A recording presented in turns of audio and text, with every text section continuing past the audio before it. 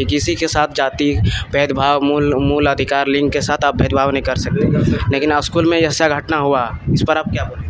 जब यहाँ पर मीटिंग हुआ ना तब से हम लोग और कुछ नहीं हुआ। अब कुछ नहीं हुआ है। हाँ, बाद में जब होगा ना कुछ होगा, जाति भेदाभेदारो घूरे होगा तो हम बोलेंगे। अगर इसके बावजूद भी आपके साथ कुछ होता है तो फिर हम लोग यहाँ फोन करके बोल देंगे। पहुँचेंगे। ठीक है। सभी के सामने यह फैसला हुआ कि छुआछूत जाति भेद स्कूल में नहीं चलेगा, छुआछूत भेदभाव नहीं चलेगा यहाँ। अगर उस तरह का करते हैं तो विद्यालय से हटाने के लिए, खाताधारियों को हटाने के लिए या जो भी इस तरह का करेंगे उसको हटाने के लिए हम लोग विभाग या उच्च स्तर पर कार्रवाई के लिए लिखेंगे। खाना बनाएंगे तो हमारे लोग नहीं खाएंगे, उच्च वर्ण के लोग नहीं खाएंगे, तो आप खाना मत बनाइए, आप खाली झाड़ू पोछा कीजिए और खाना बनाना छोड़ दीजिए। इस तरह का मामला वहाँ आया था, जिसका एक वीडियो भी वायरल हुआ था 2 दिन पहले, और उसी को ध्यान में रखते हुए उसी के संज्ञान लेने के लिए हम लोग यहाँ आए और हमने जो भी वस्तुस्थिति है, जो मामला है, उसके बारे में हमने सर्वेक्षण किया, जानकारी ली और जानकारी लेकर हम लोगों ने उन लोगों को बताया कि ये गलत है, तो उन लोगों ने इस चीज़ को स्वीकार किया है और आगे से ऐसा नहीं होगा। और इसमें कुछ लिखित भी कर लिया गया है जिसमें उन्होंने माना है कि आगे इन लोग नहीं करेगा और स्कूल में शांति बनाए, बिना भेदभाव, बिना छुआछूत के उन लोग स्कूल में कार्य करेगी, ऐसा उन्होंने अपना विश्वास दिलाया।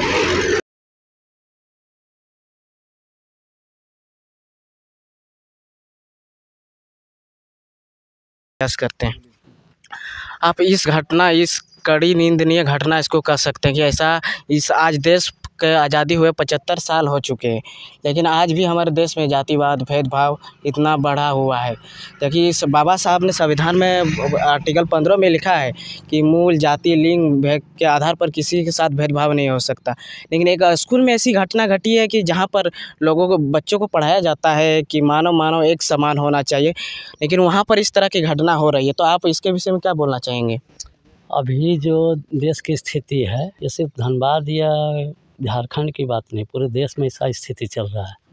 और ये मूल निवासी संघ के बैनर के तले हम लोग आज इनके यहाँ मिले, स्कूल में आए, उनसे भी मुलाकात की और जो विक्टिम है उनसे भी मिले हम लोग।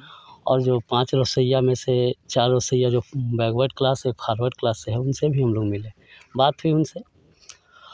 और ये वहाँ का जो माहौल सिचुएशन है ना, ये देख करके हमको ऐसा महसूस हुआ कि गांव में आज भी SC ST OBC वर्ग के साथ जो है भेदभाव छुआछूत है।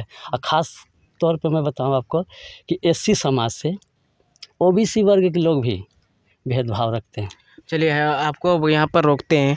इस जो व्यवस्था चली आ रही है, ऐसा तो व्यवस्था संविधान में ख़त्म कर दिया गया है, लेकिन इसको बदलने के लिए, ये बंद करने के लिए क्या आपके पास, क्या समस्या का समाधान क्या है आपके पास? देखिए, ये तो जो वर्ण व्यवस्था, चतुर्वर्ण व्यवस्था चला के रखा उन लोगों ने, उसके हम लोग मतलब पूरे भारत में जो मेरा मूल निवासी संघ काम करे है ना, इसको ही ख़त्म करने के लिए पूरा भारतवर्ष में हम लोग मूल निवासी संघ काम कर रहे हैं। इसको हम लोग हर एक दूसरे को बता रहे कि SC ST OBC हम जो है भारत के मूल निवासी हैं और ऐसा व्यवस्था हम लोग ना होने दें। और वो जहाँ भी पीड़ित लोग हैं उनसे हम लोग मिल रहे हैं, उनको भी सांत्वना दे रहे हैं, ऐसा व्यवस्था ना होगा। और संविधान पूर्णतः अगर संविधान लागू होता है तो ये जो वर्ण व्यवस्था है ना, ये खत्म हो जाएगा और फिर से भारत। तो क्या संविधान, आप बोल रहे हैं संविधान पूर्ण तरह लागू नहीं हुआ है क्या? बिल्कुल नहीं। अभी पूर्ण तरह अगर संविधान लागू हुआ रहता तो क्या ऐसा घटना घटता? संविधान में SC ST OBC सबको एक बैकवर्ड क्लास या फॉरवर्ड क्लास बनाया गया, सबको एक बनाया गया है।